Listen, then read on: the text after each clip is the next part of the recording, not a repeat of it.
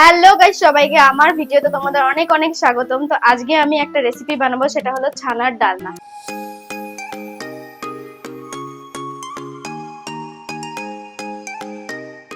তো ছানার ডালনা বানানোর জন্য আমাদের কি কি লাগবে চলো একবার দেখে নিই। তো ছানার ডালনা বানানোর জন্য প্রথমেই আমাদের এরকম একটা সফট ছানা লাগবে, এরকম সফট। আর লাগবে কিছু গুঁড়ো মশলা। এখানে আছে জিরে গুঁড়ো, নুন, একটু black pepper, red chili powder আর চিনি। তো ছানার ডালনা করার জন্য প্রথমে আমাকে ছানাটাকে ভীষণ সফট করে মেখে নিতে হবে, এরকম ভালো করে মেখে নিতে হবে।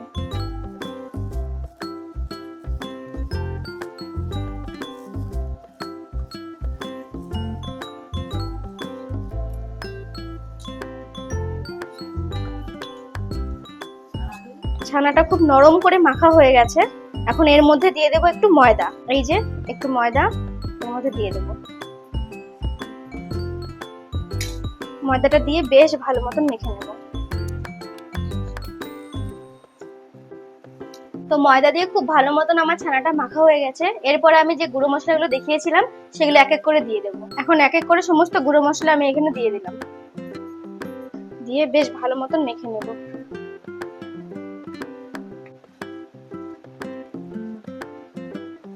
বেশ সুন্দর আর সফট করে মেখে নিচ্ছি। সমস্ত মশলাপাতি দিয়ে আমার ছানাটা মাখা হয়ে গেছে। এখন ছোট ছোট করে বড়ার আকারে কোপ্তাগুলোকে শেপ দিয়ে নেব। ছোট ছোট করে বড়ার আকারে কোপ্তার শেপগুলো আমার দেওয়া হয়ে গেছে, এই যে। আর লঙ্কার গুঁড়ো দেওয়ার ফলে কালারটা চেঞ্জ হয়েছে। তো এখন তেল গরম করে এগুলোকে এক এক করে ভেজে নেব, চলো।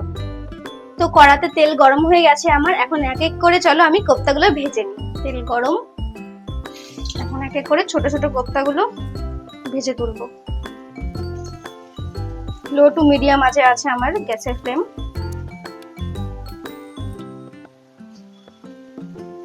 কোপ্তাগুলো আমার লাল লাল করে সুন্দর মতন ভাজা হয়ে গেছে। এপিট ওপিট লাল লাল করে ভেজে নিচ্ছি। দেখো কি সুন্দর ফুলে উঠেছে, বেশ লাল লাল হয়ে ফুলে উঠেছে কোপ্তাগুলো। তো কোপ্তাগুলো আমার খুব সুন্দরভাবে ফুলে উঠেছে আর লাল লাল করে এপিট ওপিট করে ভাজাও হয়ে গেছে। এখন এক এক করে চলো আমি তুলে নিই। কোপ্তাগুলো একদম ভাবে আমার তৈরি হয়ে গেছে, লাল লাল করে ভাজা হয়ে গেছে। এই যে এক এক করে এখন তুলে নেব কোপ্তাগুলো। বেশ সুন্দর লাল লাল করে ফুলে উঠেছে, ব্যাস। তো কোপ্তাগুলো তো আমার ভাজা হয়ে গেছে। এখন কারি করার জন্য আমার লাগবে কিছু মশলাপাতি। তো সেগুলো চলো দেখে নিই একবার কি কি লাগবে। তো এখানে আছে আলু ডুমো ডুমো করে কেটে রেখেছি, তারপরে আছে আদা, কাঁচা লঙ্কা আর টমেটো পেস্ট, আর এখানে আছে পোস্ত আর চারমগজ পেস্ট। আর কিছু গুঁড়ো মশলা লাগবে, সেগুলো হলো নুন, কাশ্মীরি লঙ্কার গুঁড়ো, জিরে ধনে গুঁড়ো আর হলুদ গুঁড়ো। তো এই যে গুঁড়ো মশলা, এখানে একটু জল দিয়ে পেস্ট করে রাখবো এই গুঁড়ো মশলাগুলো। এরকম ভাবে সামান্য একটু জল দিয়ে মশলাগুলোকে পেস্ট করে রাখবো, তাহলে না বাটা মশলার স্বাদ আসবে। এই পেস্টটা করে রাখলাম।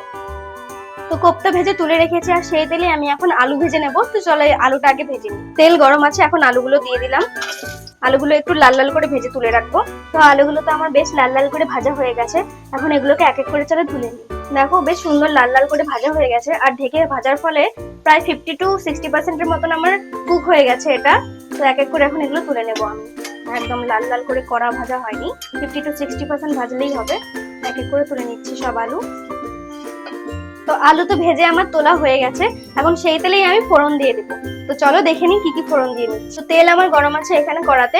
এখন আমি দিয়ে দেবো গোটা গরম মশলা, একটা তেজপাতা আর জিরে ফোড়ন। ফোড়নটাকে হালকা ভেজে নেব। তো ফোড়ন থেকে খুব সুন্দর একটা গন্ধ বেরিয়েছে। এখন আমি দিয়ে দেবো যে ভিজিয়ে রেখেছিলাম মশলাটা, গুঁড়ো মশলা। এই যে এই গুঁড়ো মশলার পেস্টটা আমি এখন দিয়ে দেবো।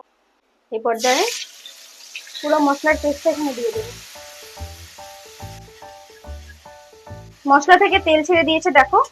আর এখন আমি দিয়ে দেবো যে পেস্ট করে রেখেছিলাম আদা, কাঁচা লঙ্কা, টমেটো বাটা, সেটা দিয়ে দেবো।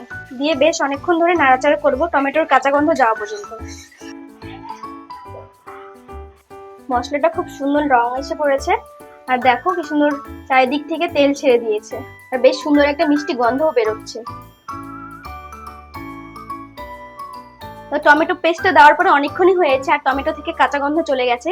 এখন আমি দিয়ে দেবো এই যে চারমগজ আর পোস্ত বাটা।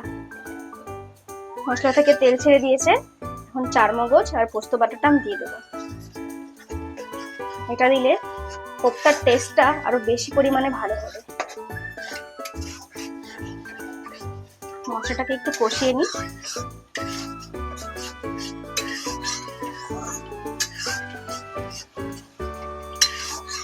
মশলাটা কষানো হয়ে গেলে এরপরে পর্যাপ্ত পরিমাণে জল দেব, জল দিয়ে ফুটিয়ে নেব আরো একবার।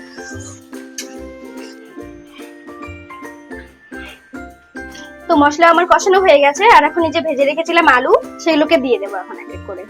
মশলা কষানো হয়ে গেছে, মশলা থেকে তেল অনেকটাই ছেড়ে দিয়েছে। এখন আলুগুলো দিয়ে দিলাম, আলুগুলোর সাথে একটু কষিয়ে নেব। তো মশলার সাথে আলুটা আমার ভালো মতন কষানো হয়ে গেছে, এখন দিয়ে দেব জল। এই যে আলু কষানো হয়ে গেছে, এখন জল দিয়ে দেব। জল দিয়ে একটু সেদ্ধ হতে দেব। ব্যাস, জল একটু বেশি দিতে হবে, তা না হলে কোপ্তা না সমস্ত জল শুষে খেয়ে নেবে। তো আলুগুলো তো অনেকক্ষণ হয়েছে, সেদ্ধ হয়ে গেছে, আর ঝোলটা অনেকটা কমে এসেছে। এখন আমি ভেজে রাখা কোপ্তাগুলো দিয়ে তরকারিটা নামিয়ে নেব। ঝোল ফুটে গেছে, সমস্ত কোপ্তাগুলো এক এক করে আমি দিয়ে দেবো।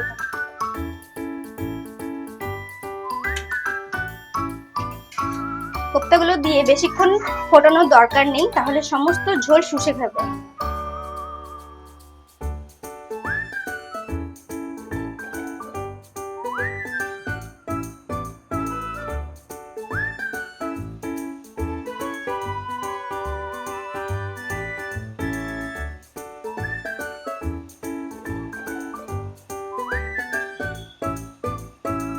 তো ঝোলে তো কোপ্তাগুলো দিয়ে দিয়েছিলাম, আর খুব সুন্দরভাবে ফুলে উঠেছে। আর এখন আমি একটু গরম মশলা দিয়ে নামিয়ে নেব। তো দেখতেই পাচ্ছ কত সুন্দরভাবে আমার কোপ্তাগুলো ফুলে উঠেছে, আর বেশ সুন্দরও লাগছে দেখতে। এখন আমি দিয়ে দেব গরম মশলা, একটুখানি গরম মশলা গুঁড়ো দিয়ে নামিয়ে নেব ঝোলটা। বেশিক্ষণ ফোটানোর দরকার নেই, আগেই বলেছি। ব্যাস, একটু গরম মশলা দিয়ে দিয়েছি, এখন এই কোপ্তাগুলোকে নামিয়ে নেব।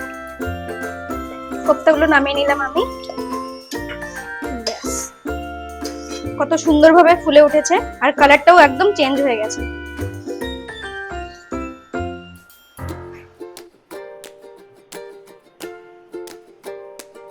গরম মশলা দেওয়ার ফলে খুব সুন্দর একটা গন্ধও বেরোচ্ছে।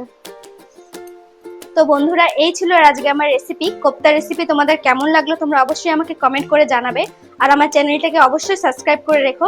দেখা হচ্ছে নেক্সট কোনো একটা ভিডিওতে, ততক্ষণের জন্য টাটা।